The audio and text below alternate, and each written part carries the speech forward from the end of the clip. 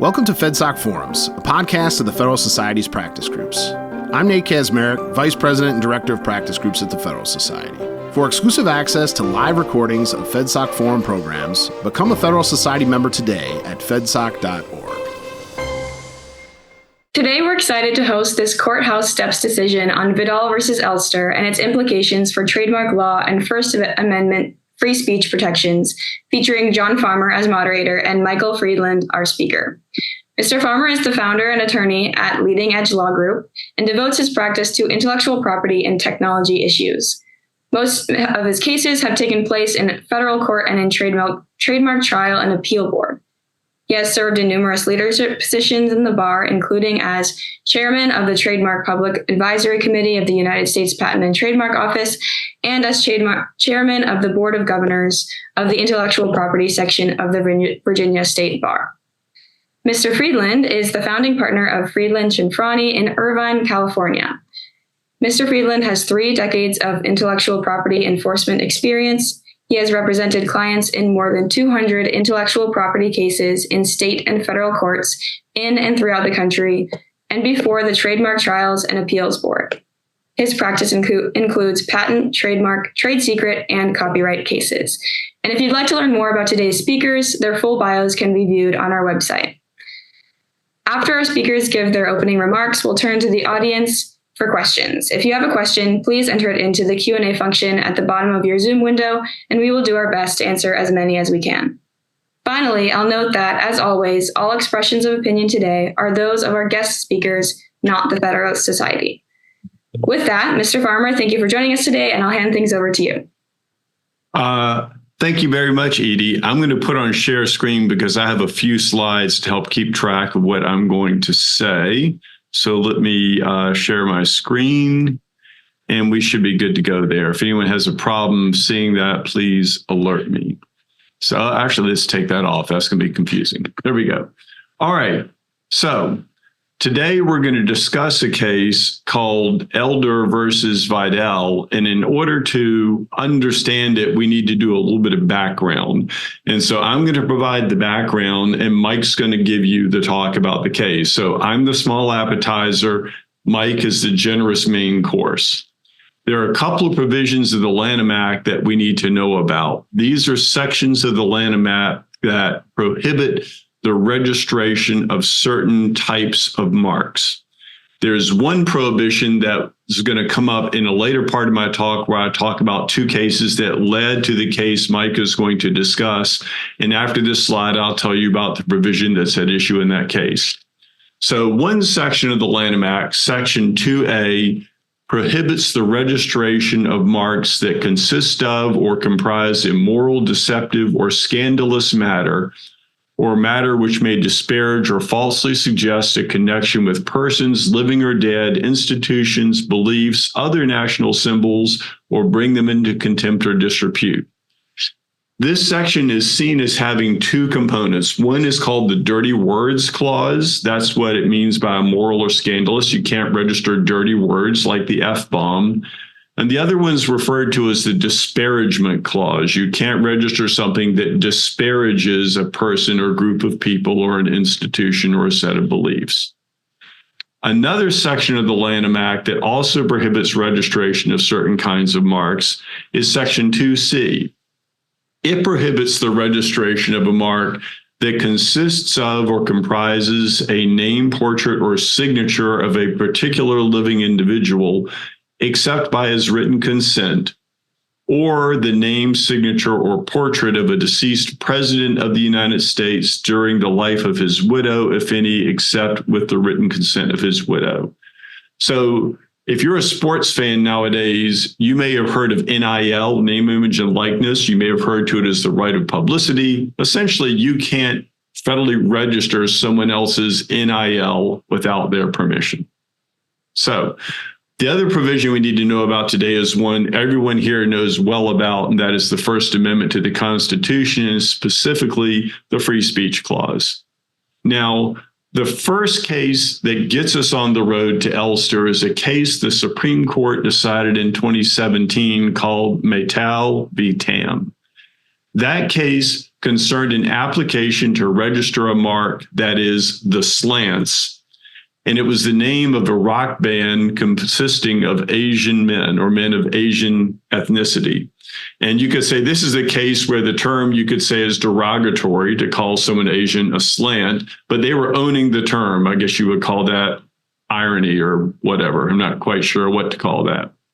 Well, even though they were owning it, the Trademark Office denied registration, citing Section 2A of the Lanham Act, specifically the prohibition on registering disparaging marks. The case made its way up to the Supreme Court, and in an opinion written by Justice Alito, the court ruled unanimously that that restriction on registering disparaging marks facially violates the free speech clause because it is viewpoint discriminatory. The government argued that trademark registration is really government speech, not private speech, so that the government has more latitude to decide what can and cannot be said in a registration. And the court rejected that and held that trademark registrations are not government speaking. When someone uses a mark, they're not speaking on behalf of the government, they're expressing themselves. And the court pointed out that if trademark registrations were government speech, copyright registrations would also be government speech. And that makes no sense because you can get a copyright registration on any original work of expression fixed in a tangible medium, and all sorts of viewpoints are expressed in copyright, so that can't possibly be the government speaking. Now, after that, the court broke down a bit. There were portions of Justice Alito's opinion that were joined only by Justice Roberts, or Chief Justice Roberts, and Justices Thomas and Breyer. This section of the opinion narrowed things some, and the other concurrents did not agree with that narrowing. Now, again, these justices pointed out that this is viewpoint discrimination, that's unconstitutional. Everyone on the court agreed with that.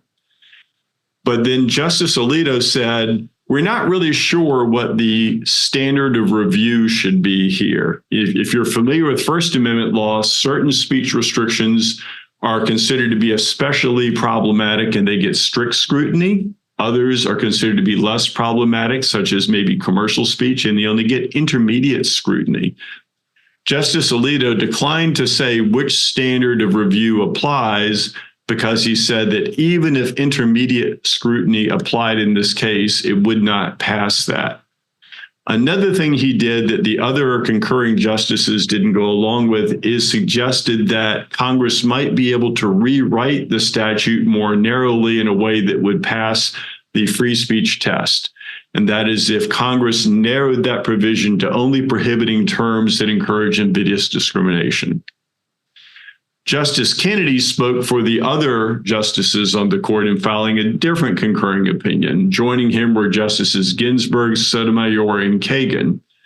He said, just as Justice Alito said, that this is viewpoint discrimination and that can't pass. But he said even commercial speech is no exception ever to the prohibition on viewpoint discrimination, and said in his view that strict scrutiny should always be applied in cases of viewpoint discrimination, even if it is commercial speech.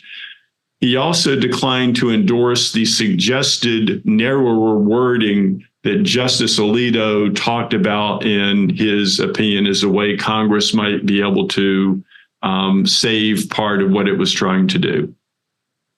Justice Thomas also filed a concurring opinion, and there he restated his longstanding view that strict scrutiny always should be applied to truthful speech, regardless of whether the speech is commercial. He doesn't buy the commercial, non-commercial dichotomy. All right, the second case, and the only other case I'm going to tell you about that paves the road to the decision Mike will discuss, is Icanu versus Brunetti, which was decided in 2019. This concerned an application to register the mark, cover your ears, children, fucked, for items of clothing, although it was spelled F-U-C-T, but that's the phonetic equivalent of the F-bomb, and under trademarks, phonetic equivalents count as the properly spelled version. And he got denied registration. He appealed it all the way up to the Supreme Court, and the Supreme Court struck down another section of the Lanham Act.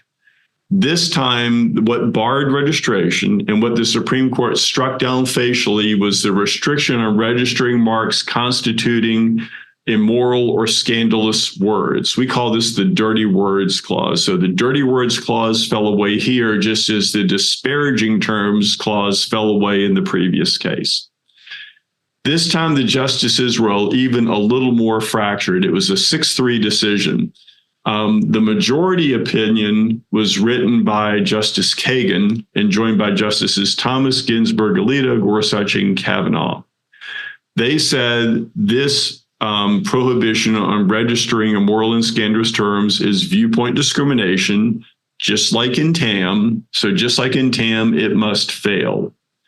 And the government had tried to argue a narrowed interpretation of those words to save that ban from being unconstitutional. And this group of justices said that that's not possible. The language of the statute does not bear making such a limiting interpretation.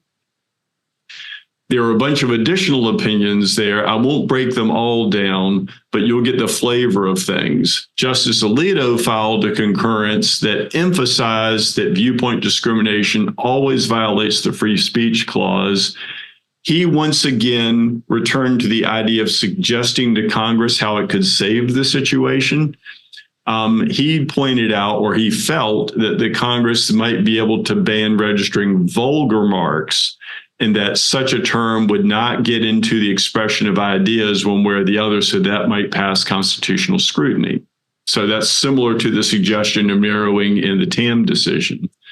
There were 3 justices, or 3 separate opinions, one by Chief Justice Roberts, one by Justice Breyer, one by Justice Sotomayor, that Justice Breyer joined, that concurred in part and dissented in part. And mainly it was how much you might be able to reinterpret the statute. All 3 of these justices in their very concurrences said that immoral cannot be construed narrowly enough to be constitutional. Because remember, the prohibition is not technically dirty words, it's immoral and scandalous terms. But they said scandalous could be construed sufficiently narrowly to be constitutional. They argued it could be construed to attack only obscene, vulgar, and profane statements.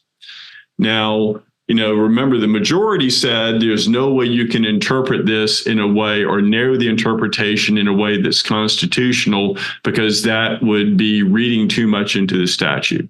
So at the end of the day, ultimately, all the justices agreed that this was viewpoint discrimination, that viewpoint discrimination is unlawful, but they disagreed as to whether a saving interpretation might be possible. All right.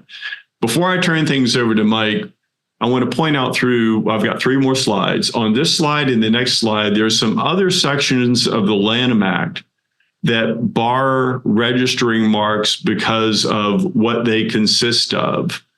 And the 2 decisions I told you about, and the one decision that Mike's going to mention, are going to raise the question of whether some of these other prohibitions might also be unconstitutional under the free speech clause. I'm not suggesting they are, although there's a lot of commentary about one of them. For example, Section 2B of the Lanham Act prohibits the registration essentially of flags and coats of arms and municipal logos, or those of any foreign country in addition to those of the United States or a municipality. There's another section, and this is the one that gets a lot of chatter, is one that prohibits the registration of a mark that would dilute a famous mark. It also prohibits use of a mark that would dilute a famous mark. Under trademarks, if your trademark is not a household word like Coca-Cola, then the only protection you receive is against infringement, which is someone else, a junior user, using a same or similar mark for the same or similar goods or services. That's infringement. If you have a famous mark, in other words, it's a household word, then you receive additional protection. You get protection from dilution by tarnishment and dilution by blurring. Dilution by tarnishment is where someone takes your famous mark and uses it on something controversial like porn or alcohol or drugs or tobacco or firearms, like Mercedes rolling papers, for example. That's something you can't register. You also can't register a mark when it blurs a famous mark. And this means when you take a famous mark that's only been used for what that manufacturer uses it for, and you put it on something unrelated. And the idea is by putting it on something unrelated where it wouldn't be a trademark infringement because it's unrelated, you're destroying the singular association between that mark and the particular goods, like if you made Coca-Cola socket wrenches. There's a lot of discussion in the academic literature as to whether that dilution prohibition is especially vulnerable to a free speech challenge. There are some other restrictions on registration. I'm going to gloss over these quickly because they're rather lengthy to read. There's a restriction on keeping a certification mark registered. A certification mark is like a good housekeeping seal of approval. It's when you certify others as meeting certain standards. There is a basis for canceling registrations if they misrepresent the source of the goods or services. It's hard for me to see that one, notwithstanding a First Amendment challenge.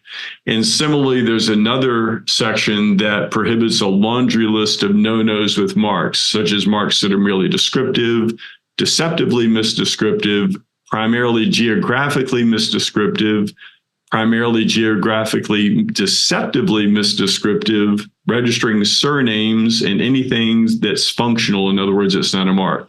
I know there's a lot of gobbledygook. Just take that as knowledge that there's a laundry list of other sort of categorical rules against registering certain kinds of marks. The last thing I'm going to leave you with before I hand things over to Mike, and this is my last slide, is that getting past these hurdles is not enough to get a trademark registration. If something does not function as a mark, it can't be a mark and it can't be registered as a mark. One thing you should know is that trademark registration does not create trademark rights. It only strengthens rights that are created by using a mark out in the real world. Like if I open a hot dog stand called Farmer's Famous Franks, I have a common law trademark to that from the minute I start doing business, but it's limited to the geographical area I serve. I can strengthen those rights by federally registering them. When you go to federally register anything, one of the first questions the trademark office asks is, does this thing you're seeking to register actually function as a trademark? To function as a trademark, it's supposed to signify the origin of the goods or the provider of the services. It's really a consumer protection law so that consumers can see the mark and say, oh, I know who made that, or I know who provides that service. I know their reputation for quality. I can make my buy or no buy decision based upon that. And so if something doesn't perform that source signaling function, it's not a mark. And so, for example, the trademark office frequently will shoot down applications for terms that are actually just merely ornamental things, like a phrase that might go on a T-shirt, and that's going to come up today. Or it might just be a merely informational phrase. It might be a commonplace message. None of those things really function as trademarks.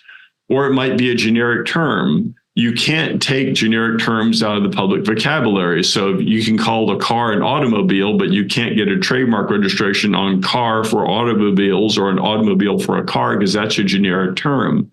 You also can't get a registration in a term that merely describes some feature, facet, or function of something unless you prove the public recognizes that descriptive term is referring to your specific goods, like U.S. News and World Report for magazines.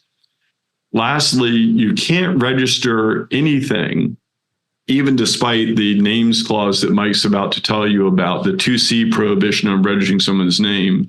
You can't ever register something if it falsely suggests an association with, sponsorship by, or approval of the person or entity referenced. So the sum of the slide is that there are all sorts of things that might stop something from being registered other than the 2C bar that we're going to discuss today and the bar on dirty words and derogatory terms. So that's all I have. I will turn things over to you now, Mike. And we may have had one question come in. I'm not certain. I see one in Q&A. Let's take that one. That one's great. Let's take that one after. So thanks so much, John. I really appreciate that. That was nice. That was a nice overview. The other thing that hadn't occurred to me at all until you mentioned it, that you might get a registration for, I think you said hot dogs, is, of course, as someone who grew up in the Southern California area, being a Dodgers fan, we all grew up hearing Vin Scully describe his favorite hot dogs, Farmer John hot dogs, the official hot dog of Dodger baseball. So this case is Vidal v. Elster, and it starts with a debate between Donald Trump and other Republican candidates for the nomination for president. And Marco Rubio is on the stage, and Donald Trump always likes to poke at people, and he made fun of Marco Rubio's relatively diminutive stature. And Marco then responded by making fun of Donald Trump, what Marco said were Donald Trump's relatively small hands. And Trump insisted that his hands were perfectly normal size, average size, perfectly right. But it inspired a man named Steve Elster, who I believe was a labor attorney. It inspired Mr. Elster to seek to register a trademark for Trump Too Small. And I think he was going to use it primarily on T-shirt designs. He filed a trademark application for it with the trademark office. The trademark office rejected it. As John talked about a minute ago, there's something called Section 1052C, the names clause, which says trademark office shouldn't register a trademark that uses somebody else's name without their consent, a living person's name without their consent. Mr. Elster appealed that rejection to the TTAB, the Trademark Trial and Appeals Board. Trademark Trial and Appeals Board affirmed the rejection. The argument that Mr. Elster made was, look, there's TAM and there's Brunetti, and both of those talk about First Amendment rights. I think that this section, the names clause, also violates the First Amendment, and TTAB said, no, it doesn't.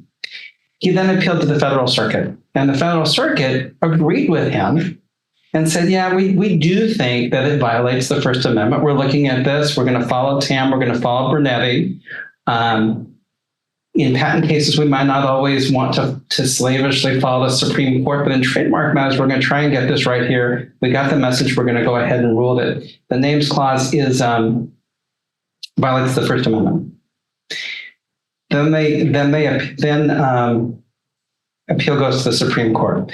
Supreme Court, it's a weird decision because just to talk about the holding would take me 30 seconds. And the 30-second version of it is every single justice agrees that the names clause does not violate the First Amendment. Justice Thomas writes for the court, but there's huge disagreements within the court as to the reason why the names clause doesn't violate the Constitution. So Justice Thomas's opinion comes in 4 parts. Part 1, Part 3, Part 4 are all unanimous. Part 1, Part 2, and Part 4 are unanimous. Part 3 is joined only by Thomas, Alito, and Gorsuch. So we'll talk a little bit about Justice Thomas and talk about why there's such disagreement.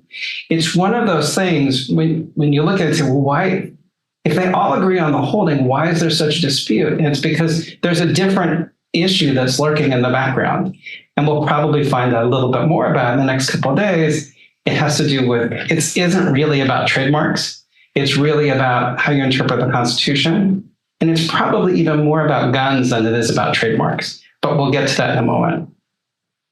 Okay, so here's what Justice Thomas says. Justice Thomas says, when we analyze the First Amendment, we always look at it in terms of, are we making restrictions based on content, or are we making restrictions based on viewpoint? And so he talks about is that content-based restrictions targets the subject of the speech. It basically says you can't talk about a particular, it restricts what can be said in terms of what the topic is. Thomas says that those types of restrictions are presumptively unconstitutional and they have to be traditionally narrowly tailored to serve a compelling state interest. Viewpoint discrimination is also unconstitutional presumptively, but it's even more egregious. And viewpoint discrimination is where the government says, not only are we going to restrict in some manner what topics you can discuss, but what views there are. And just to kind of think about it, where government might do this, government might have a forum where they say, we're all going to discuss sustainable energy. And so it's permissible probably to say, anyone who grabs the podium, this is what we're going to be talking about today. That would be content discrimination. Viewpoint discrimination would be if the government said, we're going to talk about sustainable energy and we're only going to allow people to speak if they're speaking in favor of our preferred viewpoint. So both of those are subject traditionally to heightened scrutiny, but with viewpoint discrimination, the potential for violation of the First Amendment is even more blatant. So Thomas talks about TAM, he talks about Brunetti, and said in the last two cases we had for trademarks, we both found that the restrictions violate the First Amendment.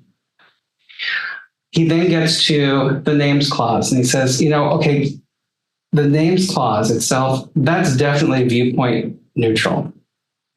What they're carving out is a particular area of content, basically use of somebody's names, but we don't care what view is being expressed. You can't use somebody else's name without their permission.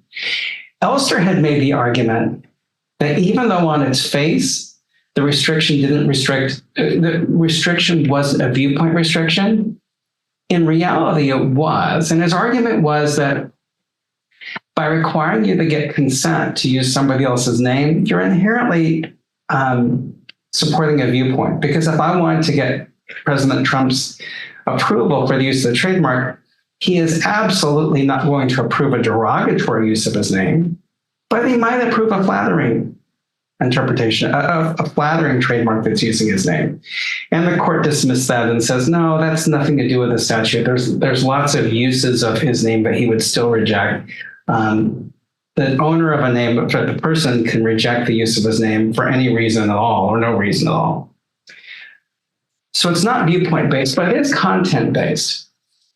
And so then Justice Thomas in the court says, we need to have some type of analysis for that. He starts with the proposition that trademark law has always coexisted with the First Amendment, and the restrictions have always necessarily been content-based. He goes back to the history. He talks about the history of trademark law in the United States. It was herited from England. For 100 years, it was all creature of state law. There was no federal trademark law even until 1870. And when he gets to the law of 1870, he recounts that even that 1870 law had content-based restrictions. For example, the trademark can't merely be a person's name, and it can't be merely a geographical name. He then goes to 1946 when the Lanham Act was passed and says that also contained content-based restrictions, including the restriction against registering marks that are confusingly similar. And that does necessarily require looking at the content of something. So Justice Thomas says that history confirms that trademarks have always been content-based. They've always had to be content-based in order to prevent confusion. So heightened scrutiny probably isn't the right way to examine this. So Justice Thomas says, look, when we're evaluating a solely content-based trademark restriction, we're going to need to look at history and tradition.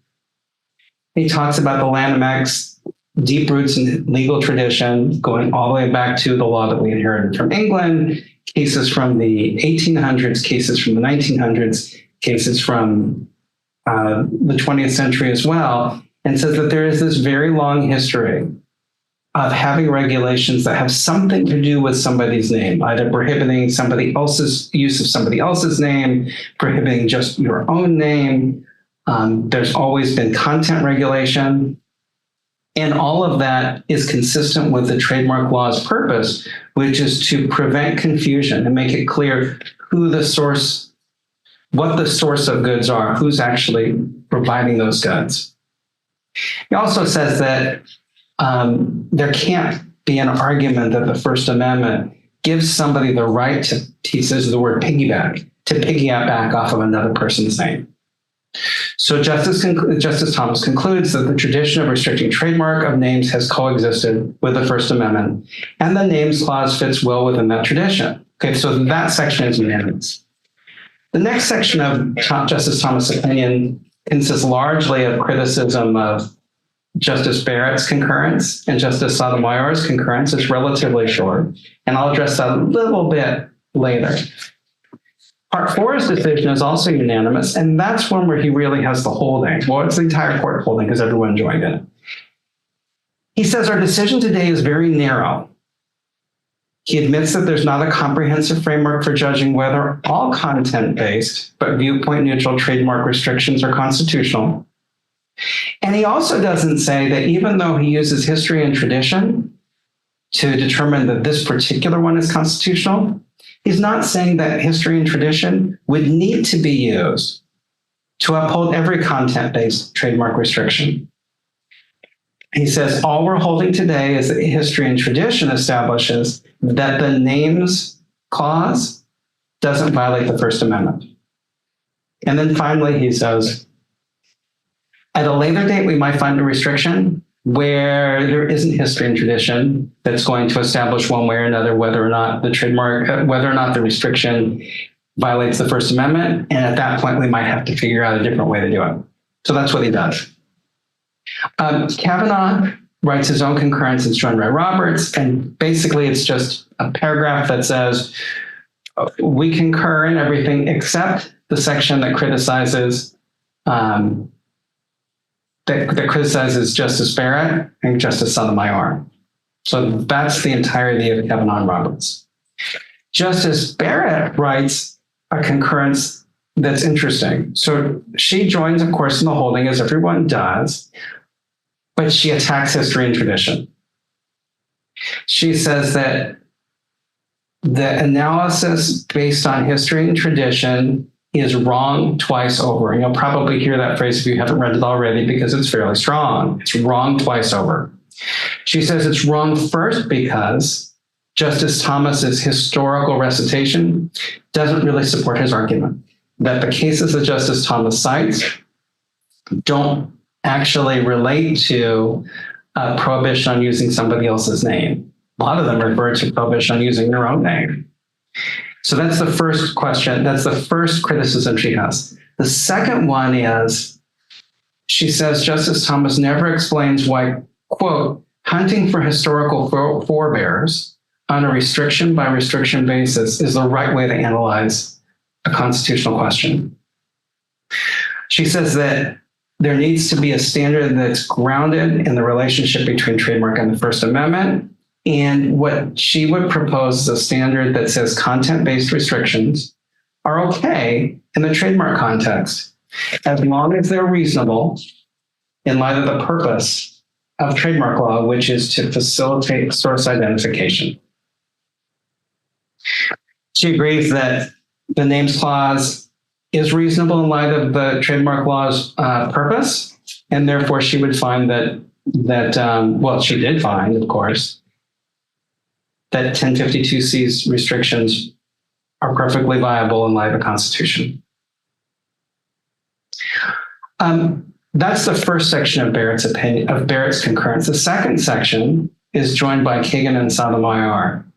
And this is one that is criticized specifically by Justice Thomas. She says, I think I see an analogy to limited public forums.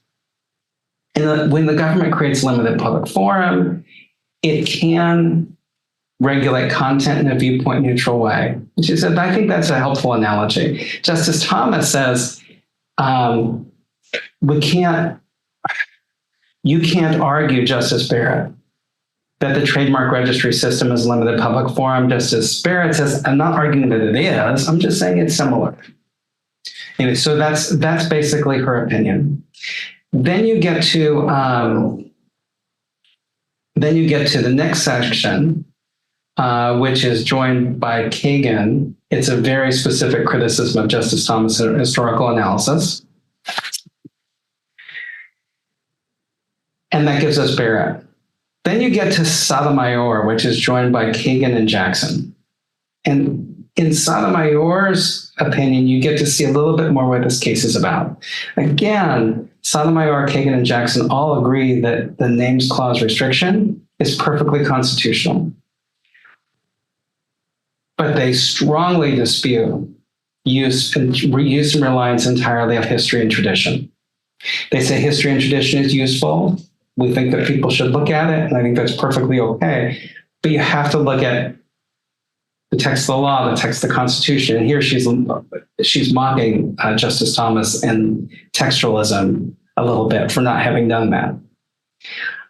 They would analogize to government entitlement cases. I mentioned that Barrett would analogize to limited public forum, and they agree with that, but they also say it's kind of like a government entitlement case, like a National Endowment for the Arts grants or legal services, where the government does provide some type of a benefit to people based on content, not based on viewpoint, but based on content.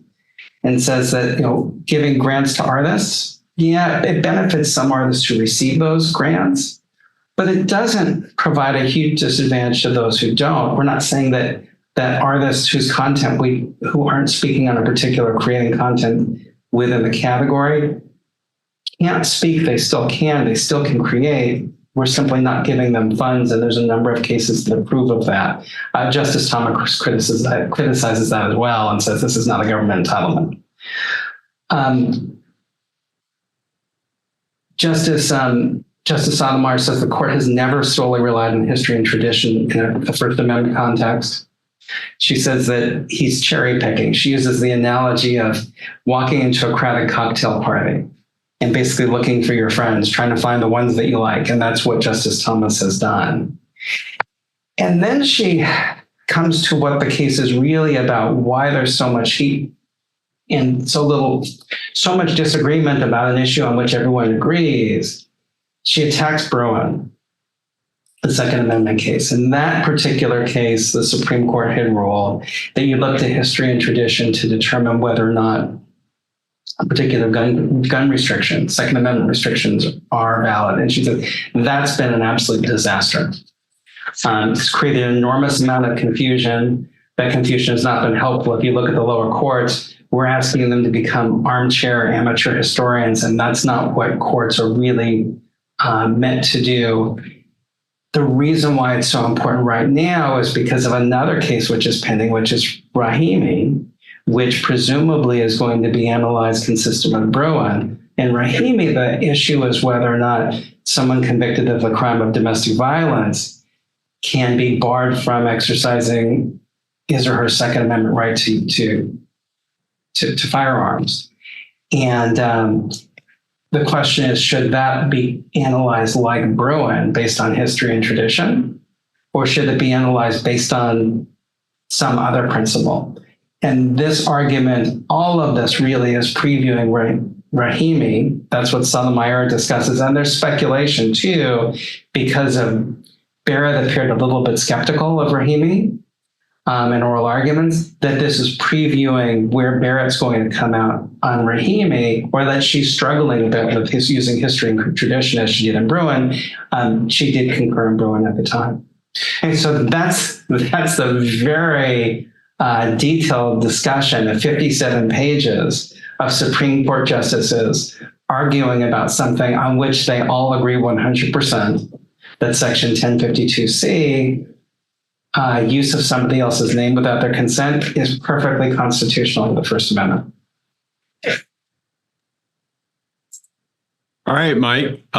We've gotten some questions. I've read 3 of them. The 4th one just came in. I think the first 2 questions are by the same person. I think the first one's probably better addressed by me, and the second one looks like it's more aimed at you, and the third also. So I'll start just by reading them. And if we have time left over, I realize that we're about 39 minutes in. If we can get it in under an hour, there's some other things you and I might want to discuss, but we'll see how it goes.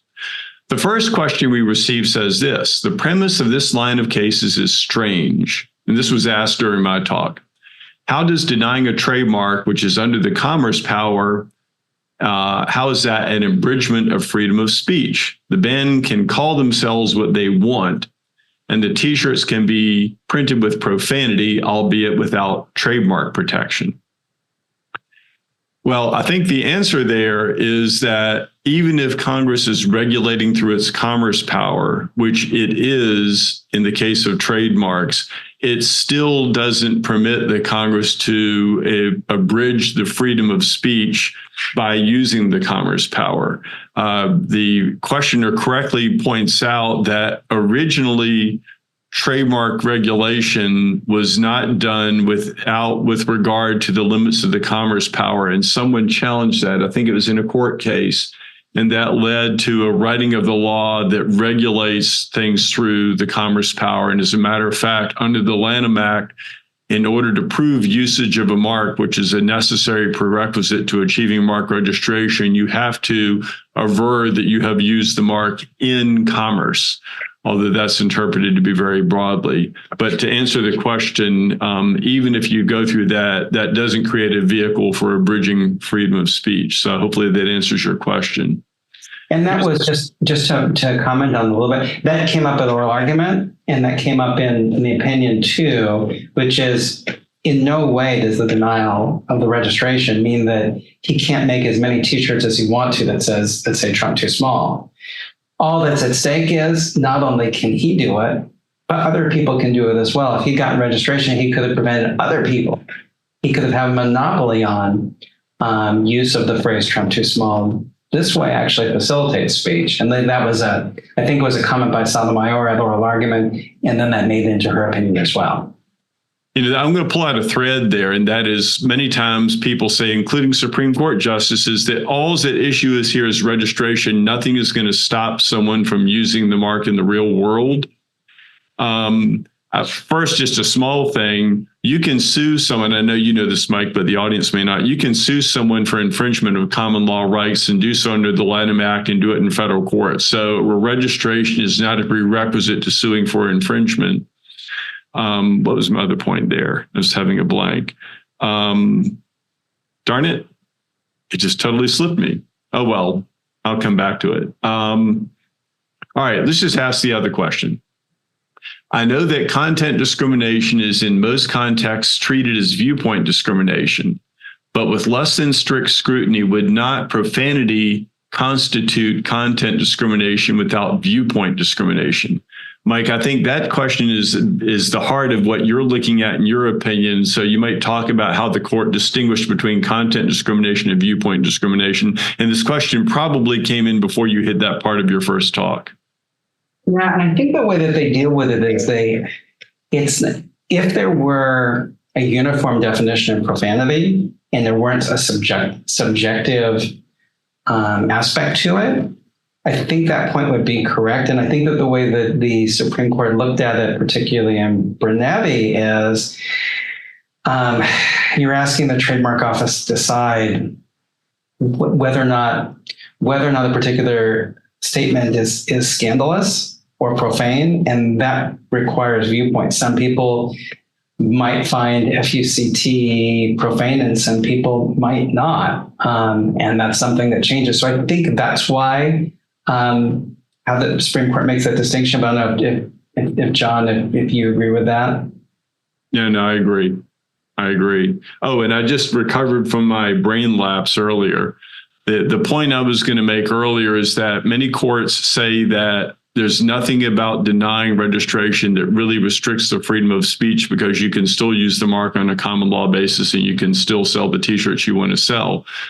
And if it is indeed a mark, and I touched on that earlier, I take some issue with that statement. I once tried to catalog all of the advantages that come from federal mark registration. I came up with, I think, 26 separate things. As a matter of fact, I made a list of them one time.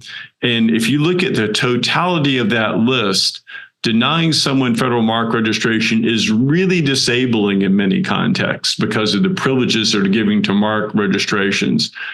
For example, nowadays, whether or not you have a mark registration may determine whether you can sell on Amazon or whether you can keep someone else from selling under the same brand on Amazon due to the Amazon brand registry. So that can be a life or death distinction for a business as to whether you're going to be able to, continue in business putting your products out there. And so I often think that jurists who comment that this really doesn't keep you from using the mark, don't fully appreciate the full power of a mark registration and all the things it can do for you. All right, let's go on to another question. Mike, when this was expressly addressed to you, I'm happy to help out if you want. Someone said, we've got a fifth question now. It says, Mike, can you explain the difference between a mark that is a symbol, like the Mercedes three-pointed logo, and the name Mercedes spelled out?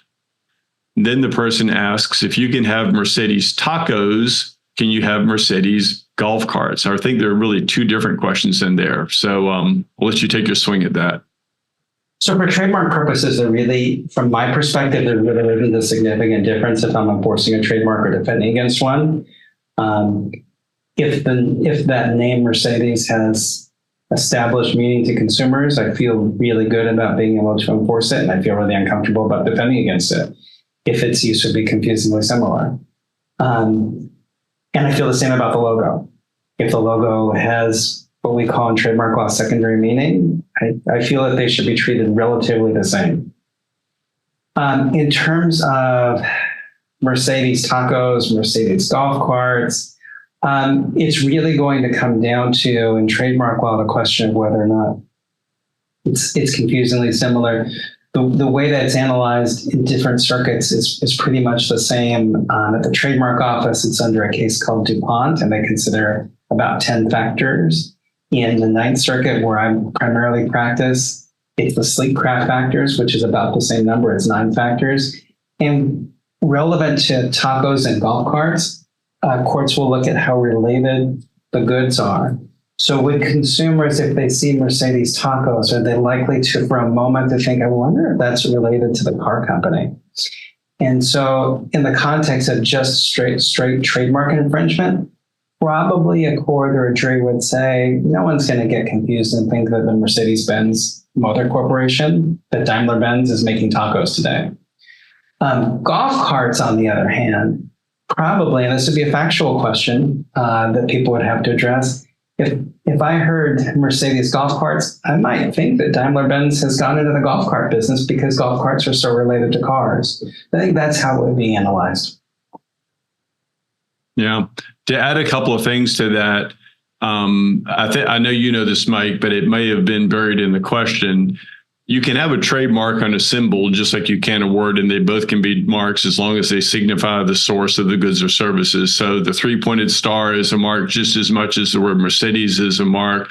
Sometimes you can even have trademarks and things like sounds or product configurations if it's proved to be source identifying or so forth and so on. For example, you've probably heard the famous NBC chimes, dun, dun, dun, and that's a registered trademark.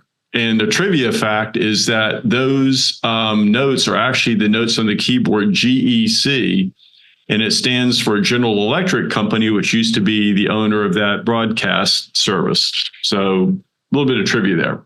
And also with Mercedes, that's probably a famous mark. And so you might not be able to have Mercedes tacos or Mercedes golf carts, because using Mercedes on anything else would be dilution of Mercedes' famous mark. In this case, blurring, because it's not a scandalous product, tacos or golf carts. It just weakens the distinguishing power of having Mercedes refer only to cars. We got another question here. This one's kind of convoluted, so I'm just going to read it out loud and then you and I can decipher it. The questioner asks, and Mike, I think this is addressed to you. At least I'll read it and you take the first swing at it. Do you read the opinion as, 1, treating trademark law differently? Content-based restrictions do not trigger heightened scrutiny or otherwise violate the Constitution in light of the long history of non-conflict and or the purpose of trademark law to facilitate source identification. Or 2, softening strict scrutiny for content-based restrictions more generally, or reinvigorating an intermediate scrutiny reasonableness analysis for some content-based regulation, whether historical or not. Or 3, only a fight about Bruin. Or 4, something else. So you've got a complex menu to choose from, Mike. So it's a great question, and I'm probably not going to give it as comprehensive an answer as it deserves.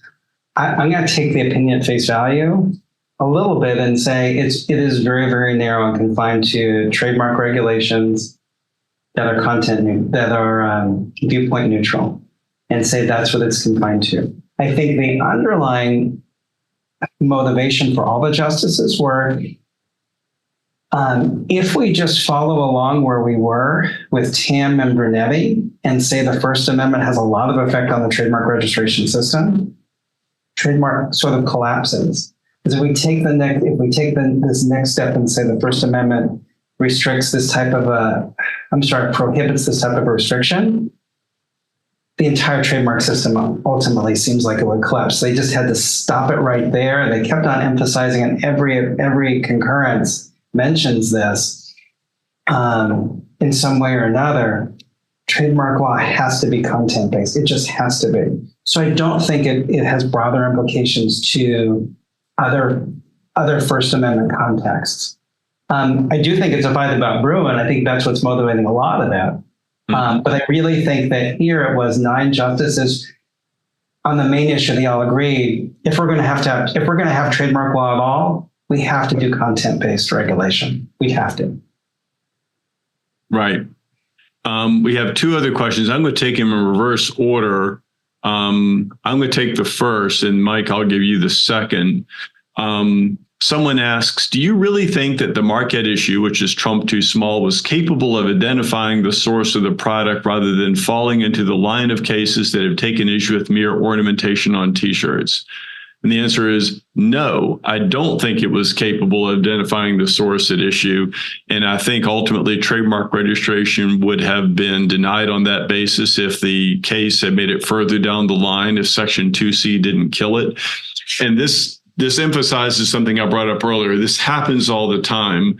There'll be some trending phrase or idea or meme or something out there, and people will rush to the trademark office and they think, oh, here's how I'm going to get rich. I'm going to go apply for a trademark registration on this, and then I'm going to own it and I can sell whatever on it. But most importantly, I can stop everyone else from selling something on it and make them pay me royalties if they want to do so. And that's my plan to riches. And for a lot of reasons, that just doesn't work. Like here, the Trump too small, I think a specimen may have been filed. I'm not certain. I saw someone do a screen cap of a picture of the T-shirt, and it's just displayed on a T-shirt. And on the back, it says something like Trump and his policies are diminutive, and it lists 5 or 6 things that they claim are wrong with his policies. No one's going to look at that T-shirt and say, oh, Trump too small is an entity and that made the T-shirt. No, it's the expression on it. And so, sometimes with these things, when the application is first filed, there's not enough of a basis for the office to say, you're not using this as a mark, you're using it as speech. They have to wait until they see your specimen, which is your proof of use, to see how it's actually used. And then they say, oh, you're only using this in an ornamental or speech way. You're not using it as a source identifier, and they shoot you down at that stage. You have any comment on that before I read the next question? If a client had come to me and says, I want it to be source identified, I'd say that'd be great. I'll put on a hang tag, put the label on the back of the shirt, sew a label in, have a variety of shirts that all have we're creating the brand Trump too small. And I think you could totally do it. But the way he was doing it, John's 100% right. Very, very, very skeptical. It would actually be source identifying. It looks like it was just decorative. And to go down a bit of a rabbit hole there in trademark law, there are certain types of marks that the trademark office will say, even if you use it as a mark, we won't accept it as a mark. So there are these things called commonplace phrases. And if you can show that the phrase that someone seeks to claim as a mark is actually a commonplace phrase, the trademark office has claimed the power to shoot you down. And even if you use it right, like you put it on hand tags or labels, it can still deny you trademark registration protection. And that's actually a little bit controversial, but that's not First Amendment controversial. That's just nuts and bolts trademark law. Mike, someone else asks a short question here, and this relates to the Elster decision. It says, so what was Justice Thomas's counter argument against Justice Sotomayor's argument. I don't know what specific Sotomayor argument is being referenced, but you might be able to intuit that. No, I think I do, because I was looking, I kept going back to look at it again and see how did Justice Thomas counter what I thought was Sotomayor's most interesting argument, which is it's illegitimate just to rely on history and tradition. And there wasn't a response to that. When Justice Thomas responded to Justice Sotomayor, he responded only to her argument that you should analogize to limited public forum. And he attacked that fairly vigorously, saying no one's ever argued that the registration system is limited public forum. The government has previously taken the position, the Solicitor General had previously taken a position in, I think, either Brunetti and Tam, but it's not a limited public forum. So Justice Thomas really confronted that aspect of it, but never really responded to the criticism of relying solely on history and tradition. Mm-hmm. But we might find out more tomorrow on history and tradition, or Friday when Brahimi comes out. Sure. If it comes out next We've got about 4 minutes left. We have one more question. It's let me just throw it out there. We'll see if we can address it quickly. The person writes, in copyright law, the Supreme Court has held that traditional contours of the law generally make it consistent with the First Amendment. I don't know anything about that one way or the other. That's my comment. One of those contours is the idea-expression dichotomy, under which individual words or names are not per se copyrightable. If the uncopyrightability of names is part of the reason the overall law is consistent with the First Amendment in copyright, why is a similar prohibition in trademark law so complicated? You want to take a swing at that, or you want me to? Yeah, no, I can address it. So when I think of copyrightability and First Amendment, I think of fair use, and right, the idea expression dichotomy I think is relevant. I think fair use is also relevant, and in the trademark context, fair use is also respected, which would be consistent with the First Amendment and the trademark statute, even in the context of dilution and blurring, which is to me dilution by tarnishment is questionable in light of this decision. But even in the statute, it talks about fair use, which is a First Amendment type right, which is the right to use somebody else's trademark for criticism and parody and things like that. So that's still protected. For copyright, at least with regard to the use of names, I had always understood, and John, I'm sure you can correct me if I'm wrong, that a name by itself isn't copyrightable subject matter because it doesn't involve sufficient originality or creativity. Yes. That's where I was going to go with that, is that there are all sorts of restrictions on copyright that are not speech restrictions. They don't make it through the filter of an original work of expression, because the questioner correctly points out the idea expression dichotomy. That is, if you get a copyright registration on something, it doesn't protect the ideas expressed therein. It protects the particular ways in which they're expressed. And someone else is at liberty, without infringing upon your copyright, to express the exact same idea in different words and not infringe upon your copyright at all. All right. So I'll thank you, John, for being such a terrific moderator and the terrific discussion of Tam and Brunetti and answers to questions. I'll thank the Federalist Society. Thank you, Edith, for organizing this and arranging this. Dittos to all that. Mike, thanks for doing the heavy lifting by doing the opinion. And thank you so much on behalf of the Federalist Society for the benefit of your time and expertise today. And thank you, audience, for joining us as well. We appreciate your participation. Check out our website or social media to stay up to date with announcements. And thank you again. We're adjourned. Thank you for listening to this episode of FedSoc Forums, a podcast of the Federalist Society's practice groups. For more information about the Federalist Society, the practice groups, and to become a Federalist Society member, please visit our website at fedsoc.org.